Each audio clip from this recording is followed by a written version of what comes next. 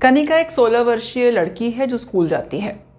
पिछले कुछ दिनों से उसे बहुत थकावट होती है। वो स्पोर्ट्स में पार्टिसिपेट नहीं करती, लंच टाइम में खेलने नहीं जाती और तो और अपनी पीटी क्लासेस जो रहती है, फिजिकल ट्रेनिंग क्लासेस, वो बंक करती है।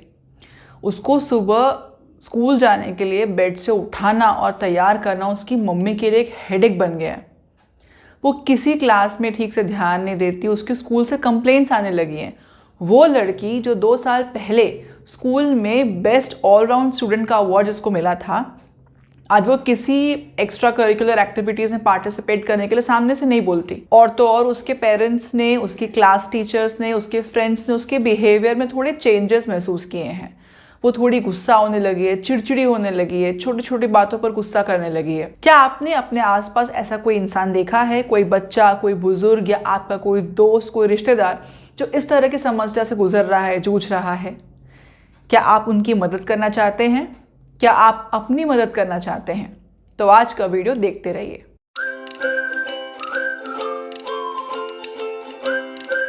नमस्कार, स्वागत है आपका आपके YouTube चैनल में जिसका नाम है माय एक्सपर्ट डॉक्टर। मैं आपके साथ हूँ डॉक्टर शालिनी सिंह सालुंके, आपकी कंसल्टेंट फिजिशियन। इस वीडियो की स्टार्टिंग में मैंने जो प्रॉब्लम्स आपको बताई, जो समस्या बताई, वो सिर्फ कनिका की नहीं है। आपको जान के आश्चर्य होगा, इस देश के 70% बच्चे और 50% एडल्ट इस समस्या से जूझ रहे हैं और बुजुर्गों में यही प्रॉब्लम 80% तक है। ये संख्या बहुत बड़ी है और ये प्रॉब्लम इसीलिए बहुत महत्वपूर्ण है।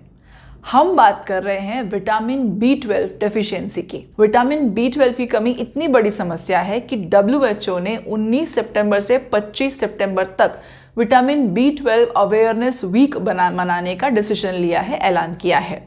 जी हाँ, हम vitamin B12 deficiency awareness week मना रहे हैं। तो डॉक्टर होने के नाते ये मेरा फर्ज है कि मैं आपको बताऊं विटामिन B12 से जुड़ी कुछ महत्वपूर्ण बातें।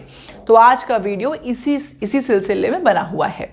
आज के वीडियो में आप जानेंगे विटामिन B12 आखिर क्या होता है, इसकी कमी कैसे होती है, कौन लोग इसकी कमी के लिए रिस्क में आते हैं और इसकी कमी के कारण लक्षण क्या क्या देखने को मिल सकते हैं। इस वीडियो के अंत में मैं आपको एक बहुत ही इंटरेस्टिंग फैक्ट बताऊंगी। जी हाँ, विटामिन B12 से जुड़ी एक ऐसा फैक्ट जो जानकर आप आश्चर्यचकित और हैरान रह जाएंगे। बट हाँ, ये आपका साइंस पर भरोसा भी बढ़ा देगा। वीडियो के अंत में मैं आपको बताऊंगी कि ऐसी क्या चीजें हैं जो आप रेगुलर बेसिस पे खा के अपने विटामिन B12 के लेवल को इम्प्रूव्ड रख सकते हैं। तो इंटरेस्टिंग जानकारी के लिए and vitamin B12 related food items के लिए इस वीडियो को अंत तक ध्यान से देखते रहें। चलिए तो आज का वीडियो शुरू करते हैं। पहले देखते हैं विटामिन B12 होता क्या है। तो विटामिन B12 एक तरह का one type of vitamin B है जो वाटर सॉल्युबल विटामिन होता है। इसका नाम है सायानोकोबालामिन। ये फ्लोरेसेंट लाइट में ब्लू कलर का दिखता है, इसलिए सायानो टर्म आया है। और इसमें कोबाल्ट नाम का एक मिनरल होता है, इसलिए कोबाल्ट आया है। तो सायानोकोबालामिन। अब ये मालूम करने के पहले कि इसकी डेफिशिएंसी से क्या होता है, डेफिशिएंसी दूर कैसे करें, आपको ये मालूम होना चाहिए कि इसका फंक्शन क्या है, ये काम क्या करता है आपकी बॉडी में। तो अगर एक शब्द में बोलूं तो विटामिन B12 आपकी जिंदगी के लिए जरूरी है। अब देखते हैं जरूरी कैसे है। तो सबसे पहले ये आपकी बॉडी में DNA नाम का जेनेटिक मटेरियल होता है, वो बनाने में और उसको मैनेज करने में हेल्प करता है।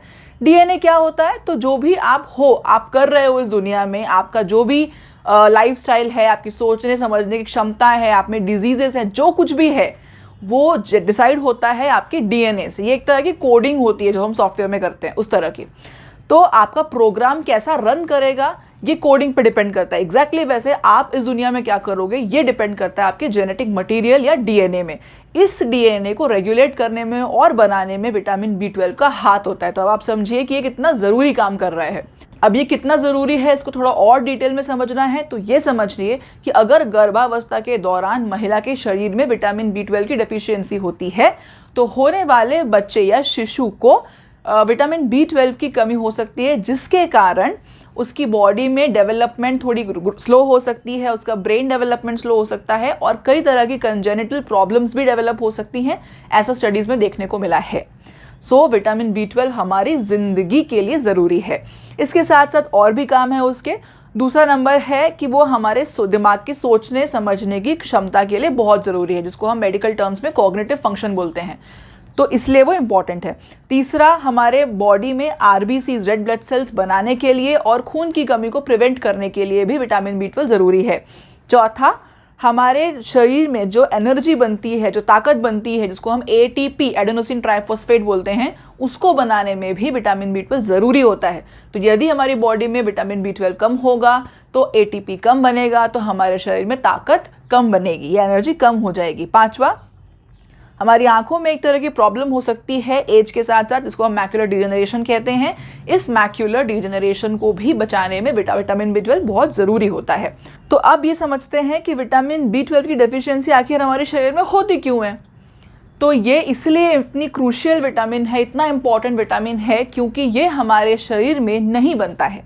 हमारी बॉडी में इतना इम्पॉर्टेंट काम करने के बावजूद हमारी बॉडी में ऐसी कोई मशीनरी नहीं है जो विटामिन B12 को खुद से बना पाए। इसीलिए इसको अपने शरीर में लाने के लिए हमें दूसरे सोर्सेज पर निर्भर होना पड़ता है, जैसे कि फूड या सप्लीमेंट्स। अब चलिए ये देखते हैं कि ऐसे कौन कौन से कारण होते हैं जिससे विटामिन B12 हमारे शरीर में कम हो सकता है, मतलब रिस्क फैक्टर्स कौन कौन से हैं। तो सबसे पहले एज, जैसे जैसे उम्र बढ़ती जाएगी वैसे वैसे विटामिन B12 की डेफिशिएंसी के चांसेस बढ़ते जाएंगे। इसीलिए हमने स्टार्टिंग में देखा था कि एडल्ट्स में 80% एडल्ट्स में विटामिन B12 की डेफिशिएंसी देखने को मिलती है। दूसरा, एट्रोफिक गैस्ट्राइटिस या पेरिनिशियस अनीमिया, इस कारण से भी विटामिन B12 की कमी हो सकती है। तीसरा कारण क्या है, कोई भी ऐसी तकलीफ या बीमारी जिससे स्मॉल इंटेस्टाइन, छोटी आंत की तकलीफ होती है, जैसे कि क्रॉन्स डिसीज, सीलियाक डिसीज या कोई पैरासिटिक इन्फेक्शन हो, किसी भी कारण से अगर आपकी छोटी आंत खराब हो रही है, बीमार है, तो आपको ये तकलीफ हो सकती है। साथ ही साथ अगर आपने इंटेस्टिनल सर्जरी करवाई है या आप गैस्ट्रिक बाईपास करवाया है वेट लॉस के लिए, तो भी विटामिन B12 की डेफिशिएंसी आपको हो सकती है। अब चौथा कारण है अल्कोहल अब्यूज। लिवर डैमेज होने लगता है और लिवर ही वो जगह होती है जो विटामिन B12 को स्टोर करके रखती है। पांचवा होता है इम्यून सिस्टम डिसऑर्डर, जैसे कि ऑटो इम्यून कंडीशंस हो गए। ऐसा देखने को मिला है कि कुछ ऑटो इम्यून कंडीशन जैसे कि टाइप 1 डायबिटीज़ है, क्रॉन्स है एंड बाकी और भी चीज़ें हैं, इसमें विटामिन B12 का एसोसिएशन देखने को मिला है। छठवा, अगर आप कोई मेडिसिन ले रहे हैं, जैसे कि आपने लॉन्ग टर्म एंटासिड्स लिया है, प्रोटॉन पंप इनहिबिटर या ओमेप्राजोल, इस तरह के आप एंटासिड्स लंबे टाइम से ले रहे हैं, या आप डायबिटीज़ के लिए गोली होती है मेटफॉर्मिन जो आप काफ़ी लंबे टाइम से ले रहे हैं, तो इस तरह की दवाइयों से भी विटामिन B12 का एब्जॉर्प्शन हमारी बॉडी में कम होता है। सातवां, वो लोग जो वीगन डाइट लेते हैं, मतलब किसी तरह का डेयरी प्रोडक्ट्स नहीं लेते हैं, उनमें भी B12 की कमी देखी गई है। HIV एक ऐसी मेडिकल कंडीशन है, सिकनेस है, जिसमें कि विटामिन B12 की कमी हो जाती है। अब चलिए इसके सिम्टम्स देखते हैं। आमतौर पर मैं जब अपने पेशेंट्स को समझाती हूँ तो मैं इसको दो कैटेगरीज में डिवाइड कर लेती हूँ। एक कॉमन सिम्टम्स होते हैं जो हमारी डे टू डे एक्टिविटीज़ को अफेक्ट करते हैं बट लाइफ के लिए डेंजरस नहीं होते, और दूसरी तरफ ऐसे सिम्टम्स होते हैं जो एक्चुअली हमारी लाइफ के लिए डेंजरस होते हैं और ये परमानेंट होते हैं, रिवर्सेबल भी नहीं होते in most of the scenarios. तो सबसे पहले हम ऐसे सिम्टम्स देखते हैं जो कॉमन होते हैं, जो विटामिन B12 डेफिशिएंसी के इनिशियल फेसेस में आपको देखने को मिलते हैं। उसमें क्या क्या है, सबसे पहले तो आपको हमेशा थकावट फील होगी, हमेशा ऐसा लगेगा कि आप थक गए हो, आपसे काम नहीं हो रहा है, थोड़ा सर हल्का हल्का लगेगा। इसके साथ साथ आपकी छाती की धड़कन बढ़ जाएगी, आपको सांस लेने को तकलीफ हो सकती है अगर आपने बहुत कुछ काम कर लिया है तो। आपको आपकी स्किन पेल नज़र आएगी। अगर आप अपनी टंग पे देखोगे तो वहाँ आपको छाले बहुत जल्दी जल्दी हो रहे होंगे, टंग आपको सूजी हुई दिखेगी। कई लोगों की टंग बाल्ड दिखती है, बाल्ड मतलब उसमें वो जो दाने दाने दिखते हैं वो दाने नहीं दिखते, एकदम स्मूथ लगती है वो टंग आपको। अगर आप अपने नकल्स देखेंगे तो वहाँ पर हाइपर पिगमेंटेशन है, डार्क कलर नज़र आएगा। आपको पेट की तकलीफ होगी, जैसे कि कॉन्स्टिपेशन, डायरिया, गैस ज़्यादा बनना, पेट भूख कम लगना, उल्टी ऐसा लगना, इस तरह के सिम्टम्स आपको रेगुलरली देखने को मिलेंगे। और लेडीज़ ध्यान दें, स्किन के लिए, स्किन में आपकी प्रॉब्लम्स बहुत ज़्यादा आ रही है, हेयर फॉल बहुत ज़्यादा हो रहा है, हेयर ग्लो कम हो गया है, तो उसका भी एक कारण विटामिन B12 डेफिशिएंसी हो सकती है। साथ ही साथ आपके पूरे शरीर में दर्द रहेगा, पेन रहेगा। अब ऐसे सिम्टम्स देखते हैं जो एक्चुअली डेंजरस होते हैं, ये बेसिकली B12 के थोड़ा लेटर फेज में आते हैं। इसमें सबसे इम्पॉर्टेंट है और जो सबसे कॉमनली देखने को मिलता है वो है नर्व की प्रॉब्लम्स। जैसा कि आप लोगों ने सुना होगा या फील किया होगा, एक सुई चुभने जैसी फीलिंग आती है आपके हाथ में, स्पेसिफिकली हाथ की उंगलियों में, जिसको हम पिंस एंड नीडल सेंसेशन बोलते हैं, टिंगलिंग सेंसेशन बोलते हैं, इस तरह की। इसके अलावा आपको कभी कभी ऐसा लग सकता है कि आपके तलवे जल रहे हैं। साथ ही आपको देखने को, विजन में आपको प्रॉब्लम हो सकती है, विजन लॉस हो सकता है। इसके साथ साथ आपको कई बार बैलेंस कोऑर्डिनेशन की प्रॉब्लम हो सकती है। कई बार आप लड़खड़ा के गिर जाते हैं, कोई चीजें बैलेंस करना आपके लिए मुश्किल हो रहा है। मेंटल इश्यूज आ सकते हैं, कई लोगों को डिप्रेशन, एंग्जाइटी, इमोशनल एबिलिटी, इस तरह की प्रॉब्लम्स देखने को मिलती हैं जो आमतौर पर हमको लगता है साइकियाट्रिक प्रॉब्लम है, बट एक्चुअली विटामिन B12 की कमी से हो रही होती है। इसके साथ आपको सीवियर अनीमिया हो सकता है, खून की कमी, और आपकी मेमोरी वीक हो सकती है, आपकी सोचने समझने की क्षमता, याद करने की क्षमता कमजोर पड़ सकती है। विटामिन B12 होमोसिस्टीन लेवल को हमारे ब्लड में मेंटेन करने का काम भी करता है। तो यदि होमोसिस्टीन लेवल बढ़ता है हमारी बॉडी में B12 की डेफिशिएंसी, तो इनडायरेक्टली हम हार्ट अटैक्स या स्ट्रोक्स के लिए भी बहुत प्रोन हो जाते हैं। तो जैसा कि मैंने आपको प्रॉमिस किया था, अब मैं बताने वाली हूँ विटामिन B12 और मिली मूवी का कोरिलेशन। तो बात कुछ ऐसी है कि 1975 में और 70s में ये जो मिली नाम की मूवी रिलीज हुई थी, इस मूवी में जया बच्चन को जो डिजीज थी, जो जानलेवा बीमारी थी, वो थी पेरिनीशियस अनीमिया। पेरिनीशियस का मतलब होता है डेथली या लाइफ थ्रेटनिंग, जानलेवा। ये बीमारी बेसिकली विटामिन B12 की कमी से होती है, जिसके कारण हमारे शरीर में खून की कमी हो जाती है और बाकी सारे सिम्टम्स डेवलप होते हैं। तो उस समय ये जानलेवा बीमारी हुआ करती थी, क्योंकि लोगों को पता नहीं था कि ये एक्चुअली ठीक कैसे करते हैं। बट थैंक्स टू साइंस अब हम जानते हैं कि ये पर्टिकुलर बीमारी विटामिन B12 की कमी से होती है, और सिर्फ कुछ इंजेक्शन से हम इस बीमारी को ठीक कर सकते हैं। अब जिन लोगों ने ये मूवी नहीं देखी है, वो जाकर ये मूवी ज़रूर देखिए। मुझे भी एक्चुअली जब पढ़ते समय पता चला कि पेरिनीशियस अनीमिया का कोरिलेशन इस मूवी से है, तब मैंने ये मूवी देखी थी। तो आप लोग भी अब जाकर देख सकते हो। अब ये सब कुछ समझने के बाद अब हम समझते हैं कि हम विटामिन B12 की कमी को पूरा कैसे कर सकते हैं, इम्प्रूव एंड मैनेज कैसे कर सकते हैं। तो सबसे पहले हम देखते हैं कौन कौन सी चीज़ें खाकर हम विटामिन B12 मैनेज कर सकते हैं। तो सबसे पहले मैं अपने वेजिटेरियन भाई बहनों के लिए बताना चाहूँगी कि आप किस तरह से विटामिन B12 की कमी को दूर कर सकते हैं। आप डेयरी प्रोडक्ट्स को चूज कीजिए। डेयरी प्रोडक्ट्स में काऊ मिल्क को अगर देखा जाए तो अगर आप 250 ml काऊ मिल्क लेते हो तो आधी विटामिन B12 की जो रिक्वायरमेंट है, डेली रिक्वायरमेंट, आसानी से पूरा कर सकते हो सिर्फ 250 ml दूध लेके।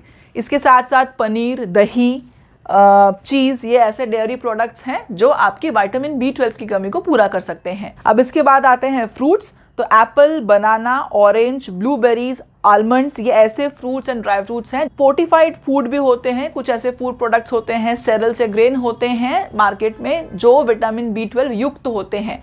तो आप इंग्रेडिएंट्स की लिस्ट देखिए, विटामिन B12 अगर उसमें है तो आप वो भी ले सकते हो। जो एगिटेरियन हैं उनके लिए गुड न्यूज ये है कि आप एग्स खाकर भी अपने विटामिन B12 की डेफिशिएंसी को पूरा कर सकते हो। अब कॉमन फूड सोर्सेज के बारे में बात करते हैं।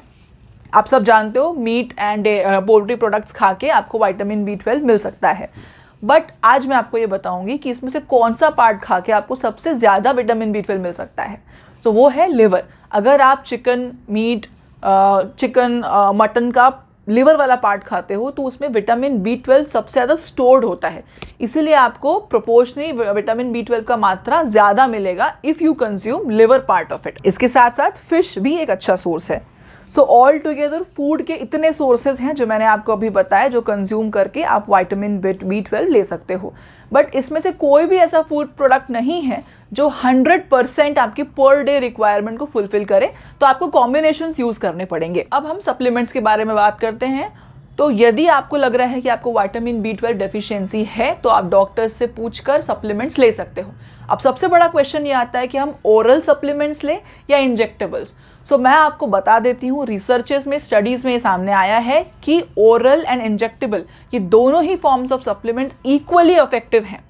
हाँ, अगर आपको पेरिनीशियस अनीमिया या एट्रोफिक गैस्ट्राइटिस जैसी प्रॉब्लम है कि आपका इंटेस्टाइन ही डैमेज हो गया है एंड प्रॉपरली एब्जॉर्ब नहीं कर सकता है विटामिन्स को, या आपको इलियल डिसीजेज हैं कि आप ओरली अगर लोगे तो वो विटामिन एब्जॉर्ब नहीं होगा, सिर्फ उस सिनेरियो में आपको इंजेक्टेबल फॉर्म्स लेने हैं। अदरवाइज हर सिनेरियो में आप ओरल फॉर्म्स ले सकते हो, वो इक्वली इफेक्टिव होते हैं। अगर आपको ये वीडियो इन्फॉर्मेशन अच्छा लगा है तो प्लीज़ इसको लाइक कीजिए, इस वीडियो को ज़्यादा से ज़्यादा लोगों तक पहुँचाइए, क्योंकि जैसा मैंने आपको बताया विटामिन B12 की डेफिशिएंसी है वो आपके आसपास कई लोगों को हो सकती है। और हमारे चैनल को सब्सक्राइब कीजिए ताकि हेल्थ से जुड़ी भरोसा करने वाली इंफॉर्मेशन आपको समय समय पर मिलती रहे, क्योंकि एक अच्छा स्वास्थ्य सफल और सुखद भविष्य का जरिया होता है। तो इस तरह के इंफॉर्मेशनल वीडियोस के साथ हम फिर से मिलेंगे, तब तक के लिए नमस्ते।